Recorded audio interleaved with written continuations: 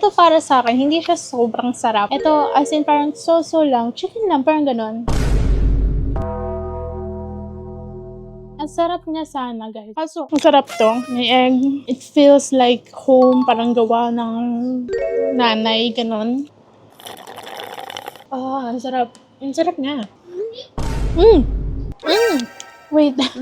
I can't recover. Ang masasabi ko sa lasa niya, guys, is maasim. Kasi may apple, may strawberry pa.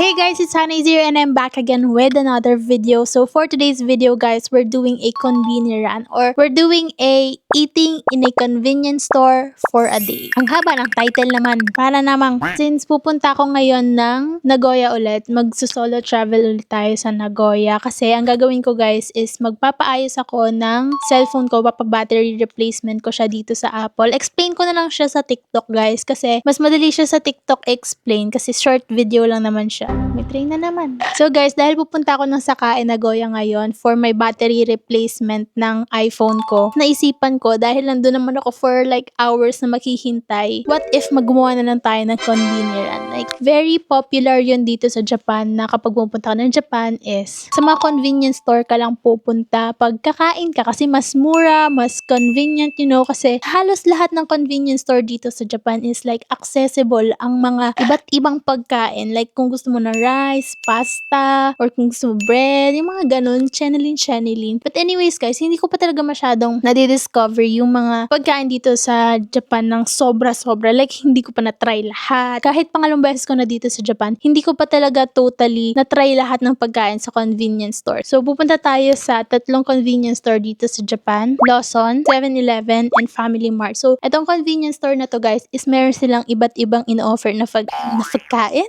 Meron silang iba't ibang in-offer na pagkain. Let's see kung anong difference ng dalawa at ano yung mas masarap, ano yung mas marami mong mabibili, ano yung mas convenient sa kanilang tatlo. So guys, explain ko na lang din. Really quick explanation. So ito kasing phone ko is iPhone 13 Pro. Medyo luma na siya and ang kanyang battery health is 76% ata. I decided, guys, na papalitan na siya ng battery. Pero bakit dito ba sa Japan kung gusto magpapalit ng battery? Guys, kasi pag sa Pinas ka nagpapalit ng battery, guys, paghihintayin ka pa ng 2 weeks or minimum 2 weeks. Pero kasi dito sa Japan, guys, like 5 hours lang, or let's just say mga 1 hour lang, tapos na tong battery ko. And hindi siya hassle kasi may phone ka pa rin throughout the day. So yung ganun yung gagawin natin. For the process, guys, ilalagay ko na lang yung sa TikTok, ilalagay ko yung link ng video under this vlog kung interesado lang naman kayo. Kung gusto niyo rin mapanood yung mga ibang vlog ko, guys, nasa playlist lang yun ng Japan vlog.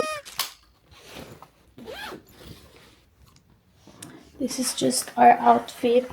Yung outfit ko, guys, is very comfortable lang. Sana magastos lang natin dito is 2,000 yen. Pero parang imposible.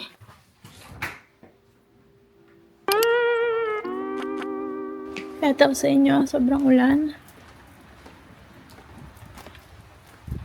Hindi ko alam. Hindi ko alam kung tamang araw ba to. Pero kasi, guys, ngayon ako nakaschedule.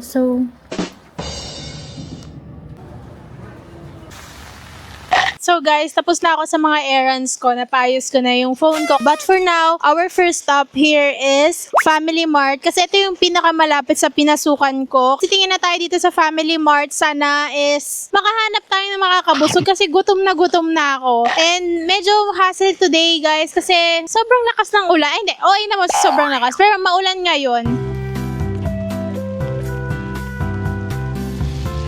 Dahil wala tayong cellphone, guys, iPad tayo lahat. Pinaka-famous talaga dito sa Family Mart is yung Fami Chiki. So, natry ko na siya on my last vlog. Bili ako ng Fami Chiki. Gustong-gusto to ni Ate Riva Kineri. So, tinry ko din. Hindi ko pa siya na-try before. And then, sausage. Diba? Favorite ko yung sausage.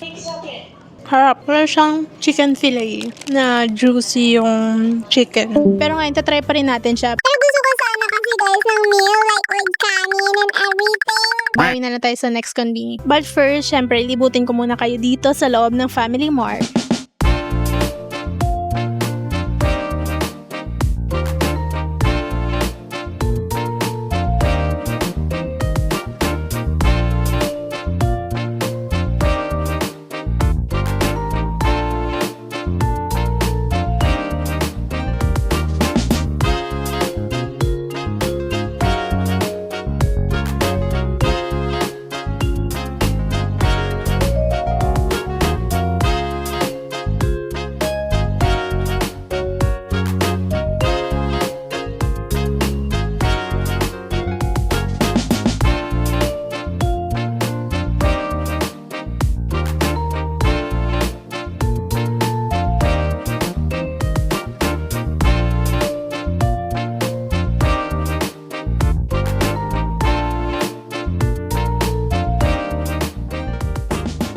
So guys, ito yung Fami Chiki. Yan, boneless chicken siya. Like so-so lang naman siya. Pero guys, syempre, pakita ko pa rin sa inyo kung yung, you know. So ito pala, isa sa famous sa kanila is yung parang barbecue nila. So, orderin din natin yan. So guys, naka-order na ako. And ang total bill ko is 860. Actually, wala akong makainan guys kasi maulan. So, dito na lang muna tayo. Hindi nila tayo paalisin. Okay. So, I have here yung clubhouse. Parang clubhouse siya. Hindi ko alam kung pwede siyang initin kasi wala rin akong makitang microwave. And then, we have Fami Chiki. And then, yung grilled chicken skin in soy sauce. Hindi ko alam kung anong tawag dito, guys. It is 160. Ayan. Para siyang leche plan, guys. Dito muna tayo sa Fami Chiki. Ito siya, guys. Ito para sa akin, hindi siya sobrang sarap. Kasi mayroong sobrang sarap talaga eh. Ito, as in parang so-so lang. Chicken lang, parang ganon. Like, pwede na, ganon.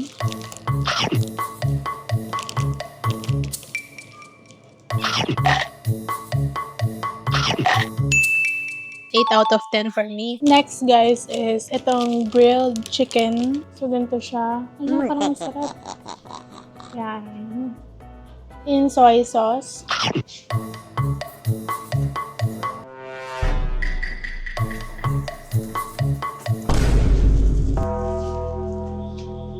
Ang sarap niya sana, guys. Kaso, sobrang lambot. Hindi ko manguya. 6 out of 10. Next, yung kanilang clubhouse. Parang clubhouse. Ano bang tawag dito? Nakalagay lang kasi dito, guys, is tuna, lettuce, ham, cheese, egg. Kasi lahat nakaniyonggo na. Okay, so meron siyang 3 tinapay sa loob. Parang sobrang dami naman. Tapos siguro iba-iba yung palaman. Ang sarap to. May egg. It feels like home. Parang gawa ng nanay. Ganon. Kahit di ko pa naranasan yung ganon. Ang sarap niya. Kaso nga lang guys, malamig siya. Pero okay lang. Masarap pa rin naman. Next guys is merong ham, cheese, and then lettuce. Next is may tuna.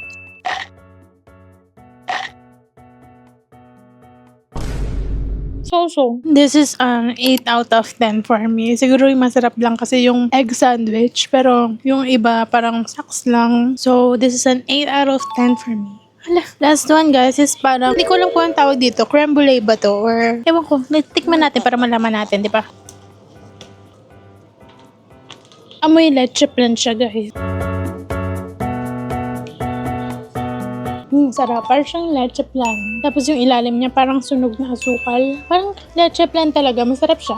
Yung ito, as in sobrang sakto ng lasa. Tapos bagay siya sa isa't isa. Nasa Family Mart pa lang tayo pero busog na ako guys. So masarap siya and I'll give that a 9 out of 10. Ito guys, kinang ko lang itong ubusin pero hindi ko siya gusto. So guys, we're here in Lawson dito sa gilid. Siyempre, kailangan ko sumilong kasi itutuloy natin ang vlog na to kahit sobra namang ulan today at basa ng sapatos ko. But anyways, we're here in Lawson. So dito sa Lawson guys, ang famous sa kanila is more on bread. And yung isa sa mga favorite na bilhin ko sa Lawson guys is yung kanilang nuggets na with cheese. Promise guys, itry nyo siya kasi ang sarap niya. Like, really, like, totoo talaga. I'm really glad guys, merong upuan dito. So, okay tayo dito na kumain.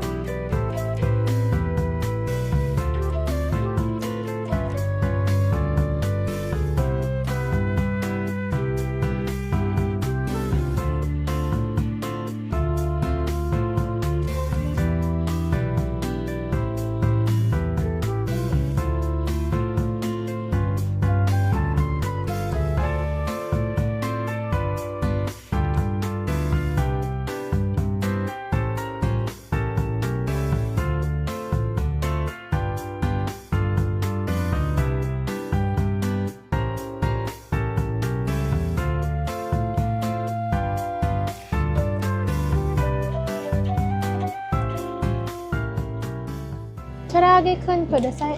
Cheese. Daijoubu desu? Hai, arigato. Okay, bad lighting. So, ang total bill natin dito is 763 yen. So, medyo mas mura siya kasi puro dessert yung in-order natin, no? We have here the karage. Wala yung cheese. Okay na rin to kasi at least karage. Hindi pala siya nuggets, guys. It's karage. And then, we also have here egg tart and then strawberry milk juice, I guess. Kasi wala tayong translator. Ako'y nauuhaw na.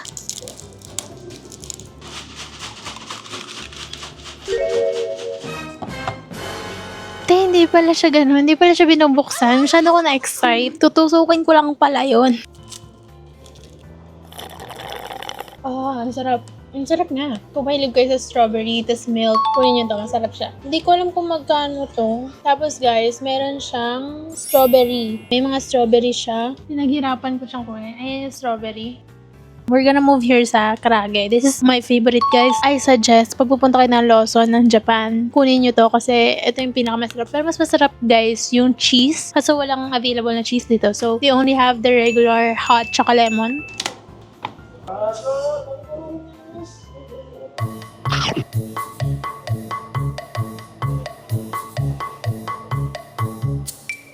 I must say, mas masarap pa rin talaga yung cheese. Kasi may para siyang lasang, something different. Ito kasi parang lasang nuggets, gano'n. Pag natikman nyo yun, guys, like, gugustuhin nyo pa ng isa pa. I forgot to rate this, but this is 10 out of 10 for me. Sobrang sarap, tapos may strawberry pa siya sa loob. Like, parang may crushed strawberry. This is 11 out of 10 for me. Walang katulad nito sa Pinas. Kung meron, sabihin nyo sa akin. Pero ang sarap nito, 11 out of 10. We're moving here sa egg tart. Mostly ang mga famous dito sa Lawson is mga tinapay. Pero kasi guys, ang mamahal ng tinapay. Ang sarap-sarap naman niya.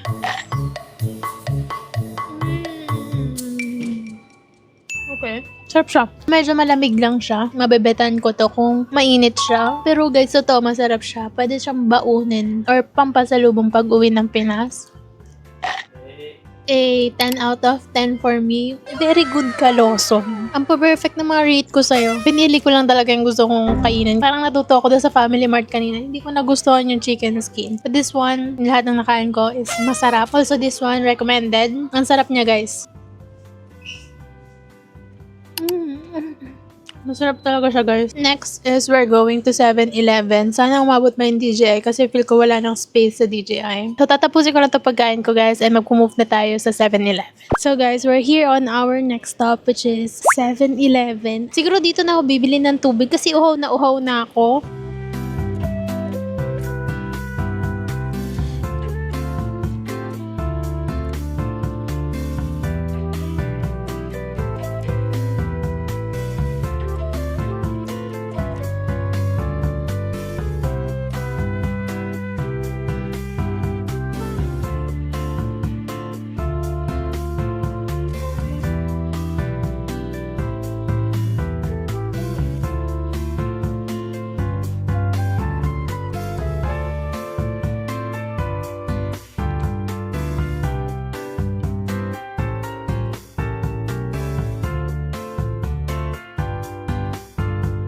So, ito guys, ito yung kanilang mga smoothie. So, ang price niya is 306. Ito, 352. 306. Tapos itong gulay is 278.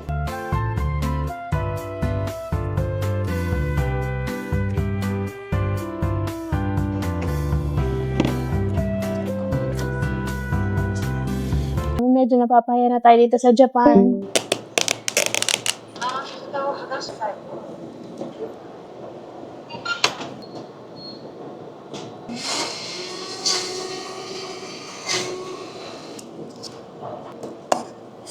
So guys, meron tayo ditong smoothie.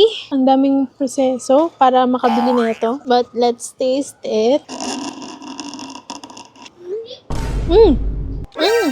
Wait, I can't recover. Ang masasabi ko sa lasa niya guys is maasim. Kasi may apple, may strawberry pa. 7 out of 10 for me. Siguro pag healthy living, ganito talaga. Anyways guys, this view in Sakae, it's so pretty. Para kung nasa mini Shibuya. Hala.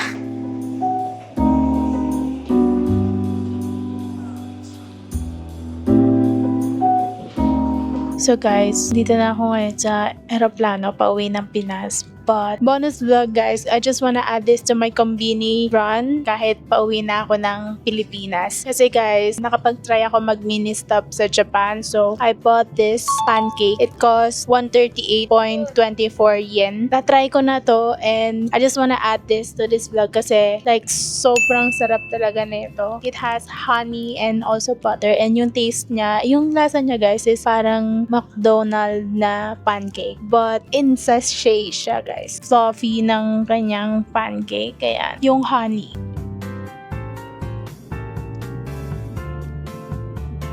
Ano, sarap po. So, napaayos na natin yung cellphone ko and it cost 5,500.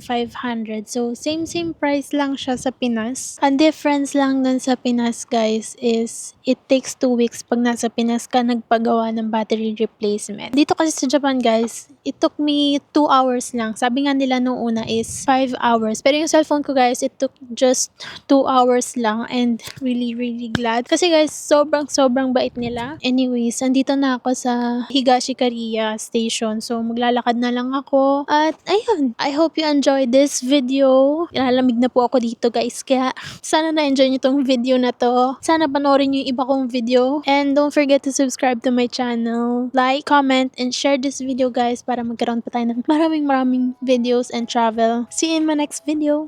Bye! And guys, panoorin nyo pa na yung mga iba kong Japan video. Dito lang isa taas. Gulo na ng hair ko dito.